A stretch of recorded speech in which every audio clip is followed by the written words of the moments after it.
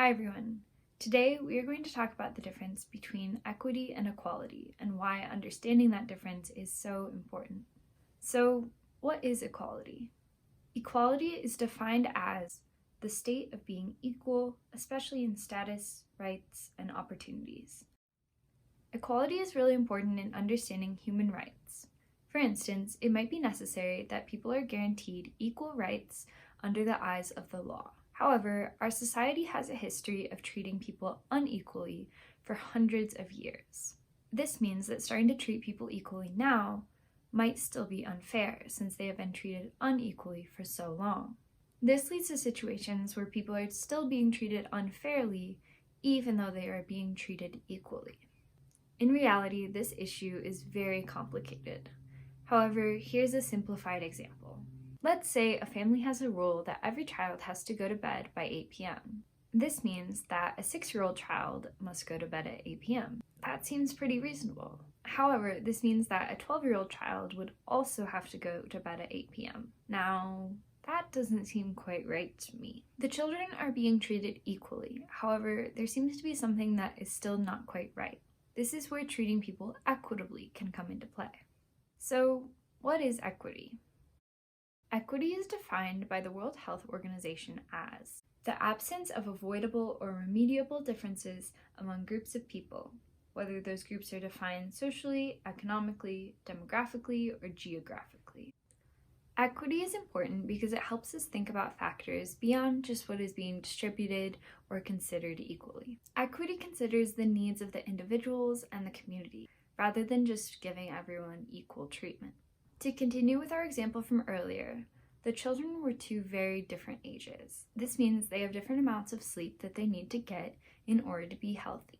Taking this into consideration, the 6-year-old might still need to go to bed by 8 p.m. However, the 12-year-old might need to go to bed by 10 p.m. In this example, the children are being treated equitably because their individual needs were taken into consideration, rather than just applying the same rule to everyone equally. Here's a visual representation of what that might look like. Have you seen this image before? Go ahead and pause this video and take a minute to think about what is going on in this photo. What I notice is that in the image on the left, everyone is given one box to stand on.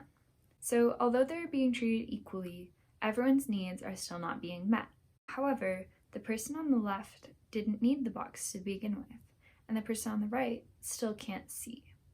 In the image on the right, however, the person who is tall did not get a box because they didn't need one, and the person on the right got 2 boxes because that's how many they needed to be able to see.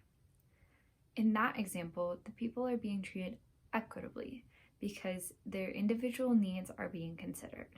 However, can you think of any other ways that this could have been achieved? Is there anything wrong with this image? So here, an additional image has been added on the right. What's different about this one? Do you notice that the wall looks a little bit different now? Instead of having to provide some people with more assistance than others, the barrier itself has been removed. This is equivalent to fixing a system which had benefited some and created barriers for others. This is a much more effective way to create lasting change in our society. So how does this relate to education and STEM? Many times when we picture a scientist, we picture someone who looks like this. And maybe that's because that's who we see in textbooks, or that's who we've been told about through the media or school.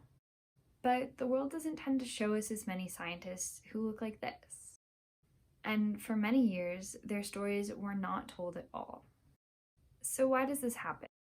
Society has held up the stories of those in power and hidden the stories of many, many others. We are beginning to learn their stories, and that is so powerful. So if you encounter barriers or you don't see yourself represented, just know that it is the fault of a flawed society that is in desperate need of long-term, lasting change. You are amazing, smart, loved, and capable of achieving your dreams. You are brilliant, and you can be a scientist. Thanks so much for watching today. If you enjoyed this video, give it a like, and make sure to subscribe to our channel for new videos every week. Bye everyone.